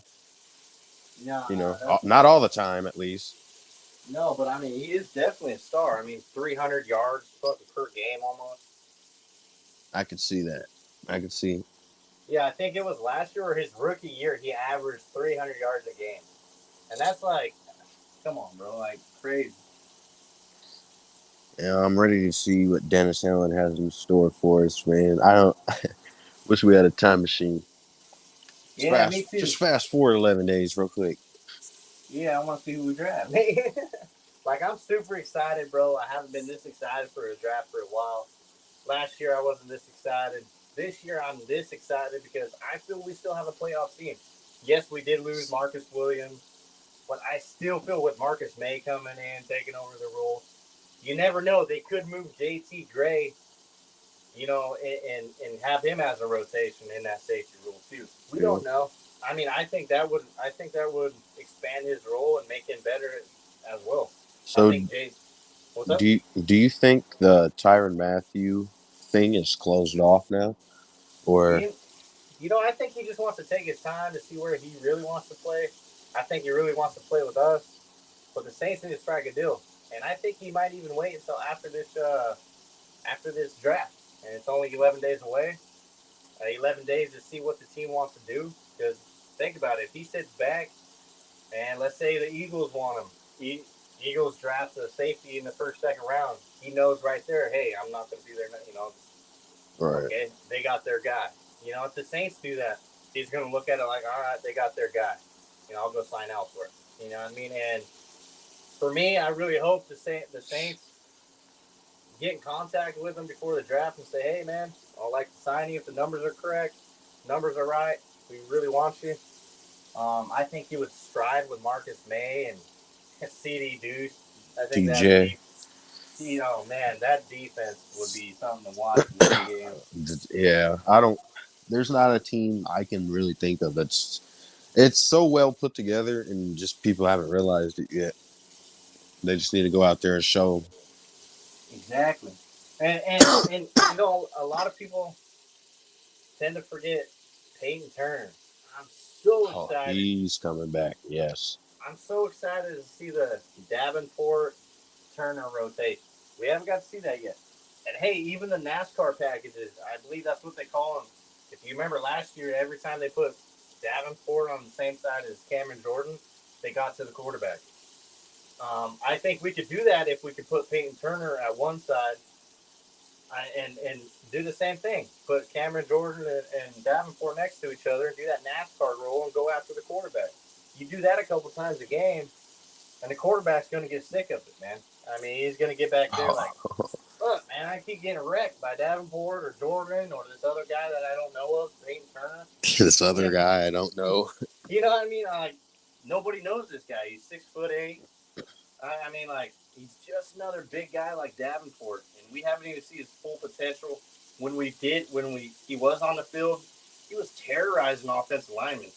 We've seen him pancake people, and you're supposed to do that as an offensive lineman, not as a defensive lineman.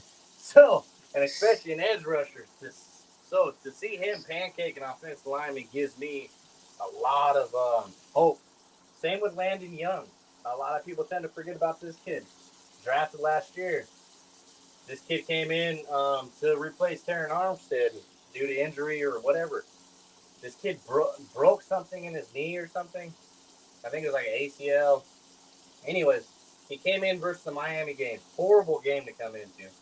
He came in, allowed 0 pressures, 0 sacks, and he was hurt. He went into the second half of that game with a knee injury. He got that knee injury in the first half. That shows me this kid's got a lot of heart. He wants to prove himself. So I wouldn't be surprised if this kid somehow got on the field more. Whether that's taking over for Cesar Ruiz or someone else. I feel like I love making fun of Cesar Ruiz. I love it because he's terrible. But I feel like if the Saints can, if they could find a good rotation at their line, on their offensive line, because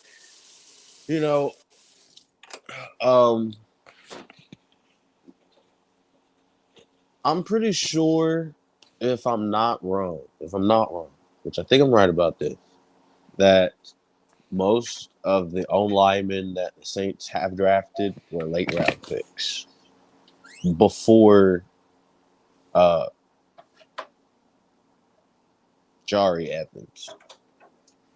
Oh yeah, right, yeah, I see what you're saying. So yeah, they were. If I'm right there, the Saints may they may see a gem somewhere in someone else that's not mainstream, like Penning or Cross. Yeah. Right. So yeah, that's true. we don't know. They're crafty. So, dude, it just needs to happen. It just needs to freaking happen. I'm Needs ready to for happen. it. And actually, I forgot to bring this up as well. If you guys remember, just not long ago, a lot of the teams right now are going into camp.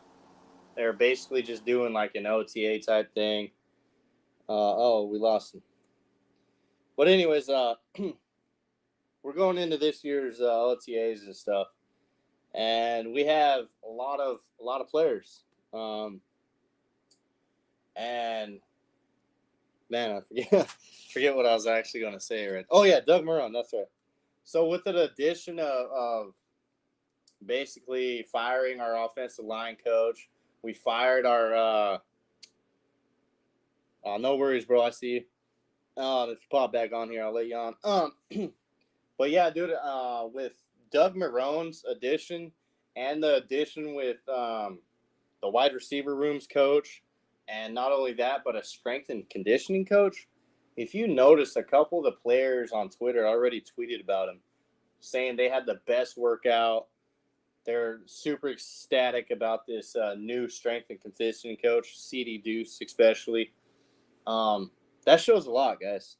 Our strength and conditioning coach last year failed us horribly. I mean, you see how many sustained injuries we had last year. I know that could have just be, coincidence, but at the same time, what about our wide receiver coach, Curtis Johnson. That guy's been here for years, and only one solid wide receiver has developed under him. And he was already developed before he got into the league, and that was Michael Thomas. So now we get a new wide receivers coach that gives us that fresh energy at wide receiver coach. We get the new fresh guy on the offensive line, Doug Marone. Now, if you remember, he was one of the best offensive line coaches ever. But he decided to take a head coaching position, and then he fell off because he had to coach a whole team and not just focus on one position. Now he's back to focusing on one position, guys. And let me tell you, Doug Marone being an offensive line coach, this guy is going to have us disciplined. He's going to, penalties to him are a no-go. Hey, I got Undisputed on right now saying Tom Brady playing his last year. I really hope so. To me, I think it's just petty of Tom Brady. I think he just wants to be a part of the news all the time. That little girl that's got to be, center of attention type thing. That's Tom. And to me, it's like, hey, man, you're taking away, because if you remember all these trades of quarterbacks and all this shit going on, we have Tom Brady that's just taken away from another rookie or another upcoming quarterback that's trying to get a shot, and he's just taking it from him. In my opinion, dude, you're 45 years old. You have 7 rings. Retire. Ain't nobody gonna, care. You know what I'm saying? Regardless, like you're saying, bro, we definitely going to smoke them this year. The division's ours with healthy Jameis Winston, with weapons, with a good O-line. Watch out, NFC. And I'm talking the whole NFC, you guys. And I got that much faith in this year's as long as our draft goes correct, as long as we fill the needs that need to be filled. I wouldn't mind if we pretty much win all offense, maybe get a safety as well. At least, one defensive player as a safety, or maybe an additional linebacker if we're going to let Kawan walk. I think Pete Warner could still step up to the plate. I'm just saying, for depth, definitely would like another linebacker. So if we can get a linebacker, a safety, offensive lineman, and a couple wide receivers in this year's draft, this guy right here would be super stoked. And yes, you know what, dude? There's something about I'm glad he brought that up. Said, I hope we see the Rams in the playoffs. I really feel if we would have seen the Rams in the playoffs this year, there would have been some controversy because the refs are always on their side. But with that being said, I still think we would have put up a bigger fight if we were healthy. Going into this year, I think we'll be healthy enough to smoke the Rams for sure. But like I said, I would like our team, if we did play the Rams, I'd like our team to lock in. Because if you notice, all they did was throw it to Cooper Kupp. Cooper Kupp was their number one dude. If Lattimore can lock down on him, they're screwed. They got Robert Woods, and they might have OBJ and all this stuff. OBJ is coming off a second ACL last year. If you guys remember right, he didn't play the beginning of the half, or he didn't play a couple games in the beginning of the year because of an ACL injury that he sustained in the previous year. So he came back, if you guys remember right, when he came back, and he got re-injured, re-aggravated the same ACL. A lot of people want him on the Saints. I'm going to go ahead and say I'm good. And the reason I say that is because he's had the same injury on that same leg. The Rams can go ahead and take him, and he might not even be ready week 7. We don't know. So with that being said, the Rams aren't going to be as dominant. They went and got Von Miller. Their defense is going to be, a top contender in their defense. Their offense, I really feel is going to be a lot different. I think people are going to catch on to their game plan. Their game plan is a lot to do with Cooper Kupp. Basically, in big situations, where do they go? They go to their number one dude in Cooper Kupp. So as long as you could basically get to Stafford, which our D line is super set for that. It'll definitely happen. I think we will definitely get to them. And I think they'll fall off, like you're saying. I don't really think they're going to be super, super good this year. Everyone's, basically saying they're going to be the number one team, da-da-da-da-da. That's cool and all. But people tend to forget the Saints had a Super Bowl defense last year. The Saints probably could have went to the playoffs last year if we would have controlled our own destiny. I don't want to rely on other teams making it to the Super Bowl. If we were to go to the Super Bowl, if we go to the playoffs this year and our defense is playing at that Super Bowl caliber as it was last year, watch out. Because now you got a healthy Jameis Winston. You got a healthy Jameis Winston who's got a new how would I put this? Jameis Winston, when we signed him to play, you guys got to remember, when Sean Payton signed this guy, he was under Drew Brees. He knows he wasn't the number one guy. And then we re-signed Jameis Winston under Sean Payton, and Sean Payton still tells him he's not the number one guy. You have to compete with Taysom Hill.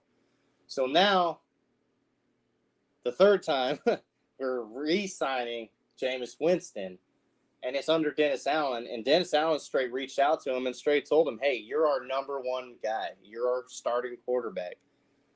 So to me, I feel like Jameis Winston has a bigger chip on his shoulder because, hey, I know I'm the number one quarterback.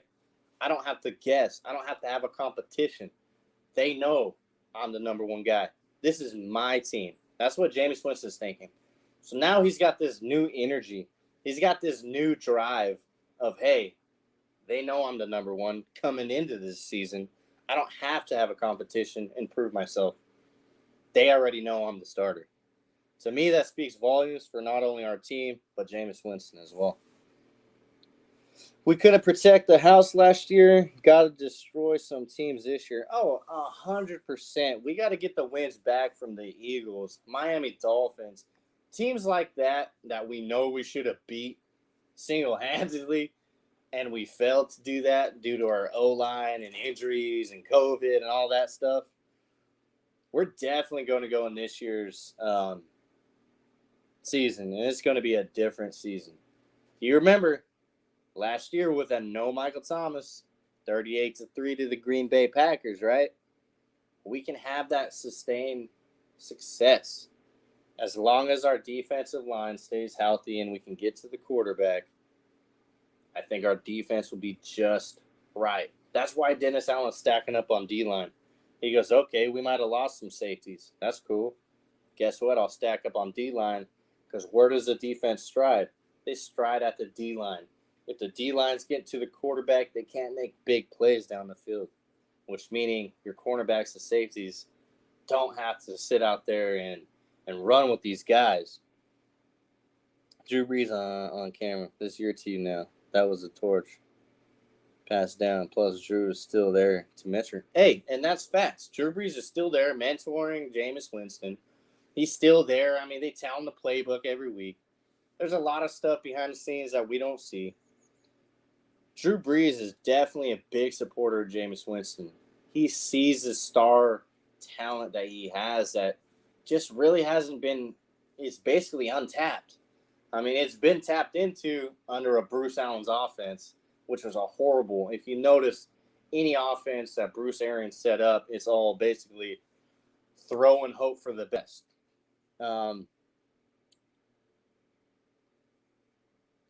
Hey, I agree. I don't think people are ready for Jameis. He's got to go teaching it, and that's true. You got a Hall of Famer. You got a dude that defied all the odds.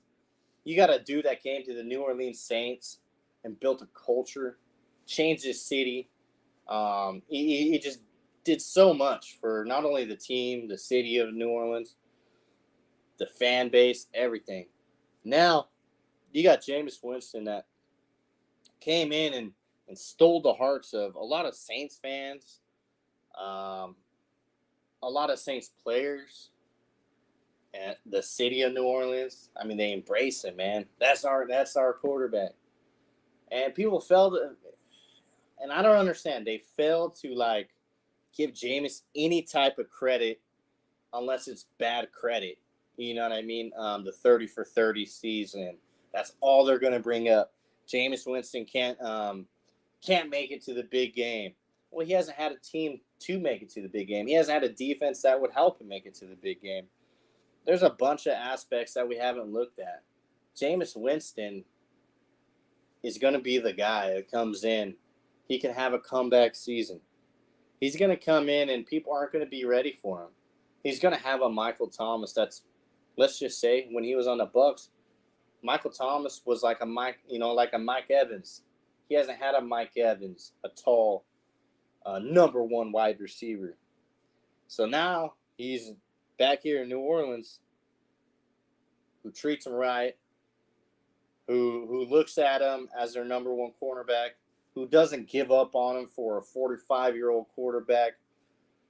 You know, think about it. Bruce Arians had a chance to reach out to Jameis Winston this offseason and say, hey, come back home, bud, and we'll re-sign you. You got all your weapons. You got a better defense, da-da-da-da-da. But guess what? Jameis didn't want to do that. You know, every workout video, this guy's repping Saints. That was before he was signed. He's seen all the news about the Saints going hard for Deshaun Watson. Did that steer him away? No, that gave him more motivation. Okay, if they don't land Deshaun, I'm definitely getting my shot. And I'm definitely going to go out and prove all those haters wrong. And I'm definitely going to show New Orleans, hey, you don't have to have a 1, 2, or 3. You don't have to have 3 picks to pick me up. You don't have to trade all this assets and pay me hundreds of millions. Jameis is just going to come in, keep his head down, control this team, and just go for a run. And prove all the doubters wrong as he's moving along. I got nothing but respect for Jameis. I believe in him. I believe in our team this year, guys. And just because we didn't make the playoffs last year doesn't mean we're not going to make the playoffs this year. And hey, man, could be wrong, but I feel that I'm right. And I feel that this season is going to be a season where we open up the playbook and we see a lot of Jameis Winston. We see a lot of Jameis Winston under Pete Carmichael's playbook. Pete Carmichael, if you remember, he likes to throw the ball a lot. And we're going to see a lot of that. We have Mark Ingram in the backfield. We just re-signed Washington. Who knows what we do in the draft? I'm excited. It's 11 days away, guys. We're going to get some wide receivers and O-line. That's my guess. Those are the 2 positions I mainly want to see in this year's draft. So I'm just super excited to see it, guys. And like I said, I can't stress enough, man. We're going to have haters. We're going to have people that doubt us. We're going to have people that doubt Michael Thomas. Oh, he's an injury prone just because he's been out. And they just don't do the research on what type of injury he sustained. It was a horrible one. You know, most of us probably still want to be walking. Then you got Jameis Winston with not the same injury, but with a devastating injury as well. And he's already ahead of schedule. These guys are competitive. These guys want to get back on that field and show the New Orleans Saints are coming. And I say that with a lot of confidence, guys. So anyways, I've been on here for almost 2 hours. I just want to pop up live, talk a little Saints football, and I got my football fix in for the day. Super excited. Thanks to everybody that joined in, tuned into my channel. You know, I'm super excited. Hootie Jupe, I got to give a big shout out to my boy Hootie. He's been telling me to pop open more lives, grow my channel more, even if I've been working a lot. So I just got to, shout out to him. What's up with it, Hootie?